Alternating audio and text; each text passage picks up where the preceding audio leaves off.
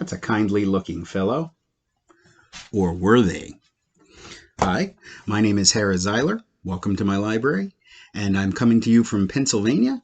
And I'm using this opportunity to put in my submission for the first forum for Dr. Satter's HIUS 530 Christian History of the United States. Coming from Pennsylvania, I selected the first article about Quakers, which is The Quaker Executions as Myth and History by Carla Pestana out of the Journal of American History, September 1993, pages 441 to 469. And let me overview this article and then compare it to some other selections. First, I'd like to note, as others have, that there isn't a lot of scholarship on this subject. There's definitely some opportunity and opening for some more good scholarship in this area. The event that this article discusses is the Quaker executions in Massachusetts of 4 Quakers who were summarily executed, hung, for their preaching of the Quaker gospel in Massachusetts, in Puritan territory. The four Quakers were Marmaduke Stevenson, William Robinson, both in 1659. And then, of course, you have Mary Dyer, who was hung in 1660, and William Ledra of 1661. Side note, none of these people were from Pennsylvania. They were from Yorkshire, England, Rhode Island, and Barbados. Just a note. The article goes over how there was a clash of 2 sects, and the Puritans were perceived as intolerant of future ideas, and the Quakers were full of vinegar, and they were willing to die for their beliefs and spread them wherever they could. And they were not originally the nice, kindly Quaker Oats people that we've seen here. And she goes into how the media of the day, pamphleteers and books and whatnot, were presenting 2 sides of this argument of what happened and why these 4 individuals were executed. And then from there, they remembering in the historiography of the event had been changed based on the writings of the day.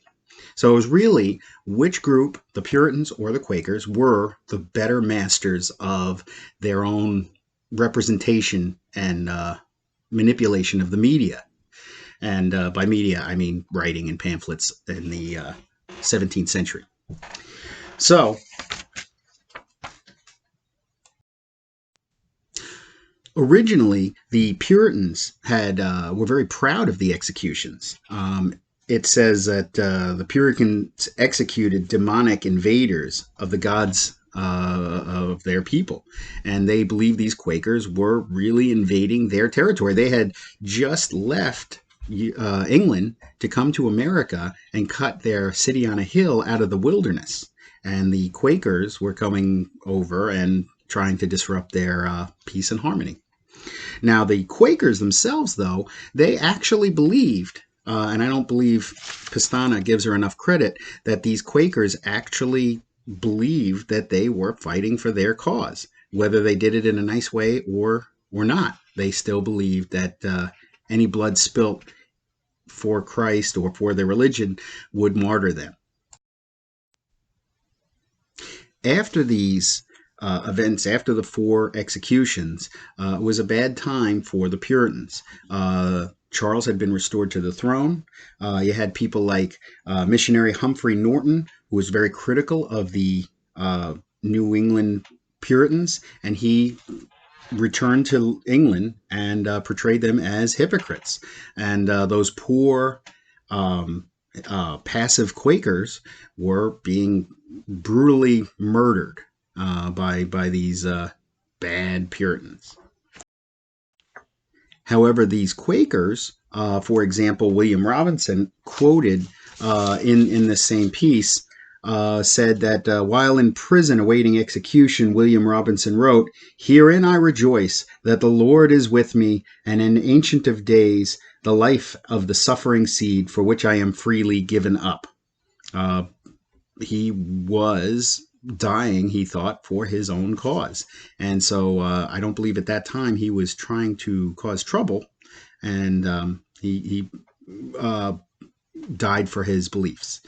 The Quakers were very good, though, as represented here, as publicly publicizing the deaths of these four individuals after the fact. And so it becomes a question of who was better, the Puritans or the Quakers, in representing that media.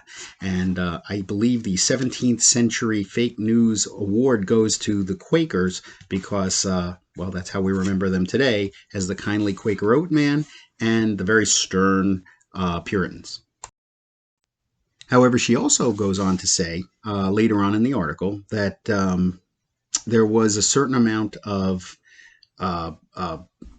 fire and brimstone preached by the Quakers in the early days because they believed the world was ending. But however, after the Restoration and the world didn't end, then what? And then what was that they became a more kinder and gentler sect.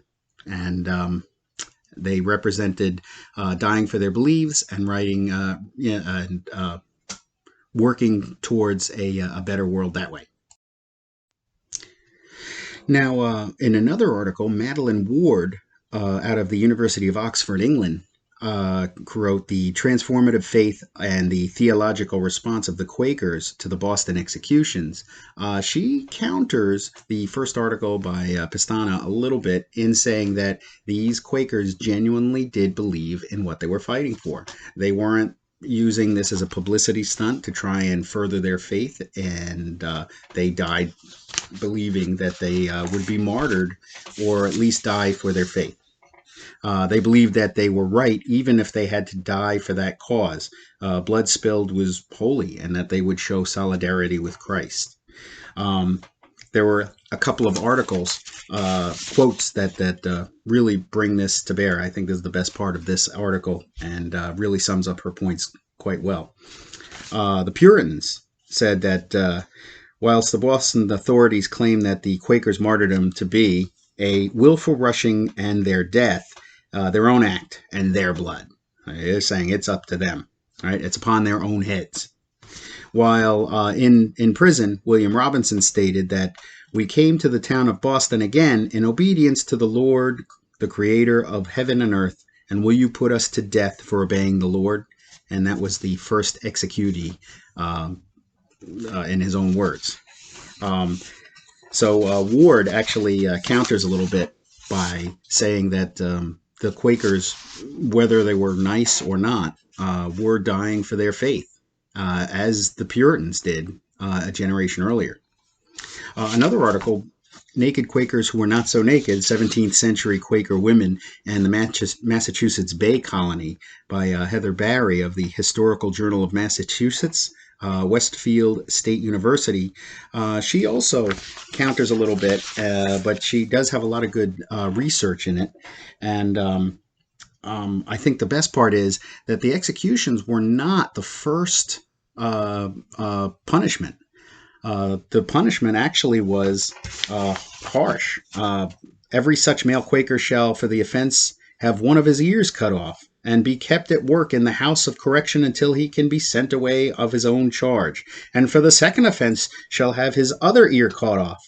Every woman Quaker that hath suffered the law here shall presume to come into this jurisdiction shall be severely whipped and kept at the house of correction at work until she be sent away at her own charge. And for every Quaker, he or she, that shall a third time herein again offend, they shall have their tongue bored through with a hot iron." So of all these mutilations, I think the Quakers would get the point that the Puritans didn't want them around. And after they came back a third or a fourth time to face the gallows and be hung, that I think they got the point. And so they would probably, after their tongue was born through and they were not hearing anything because both their ears were cut off, I think they got the point that the Puritans didn't want them there, and that they were actually fighting for some other cause other than a publicity element.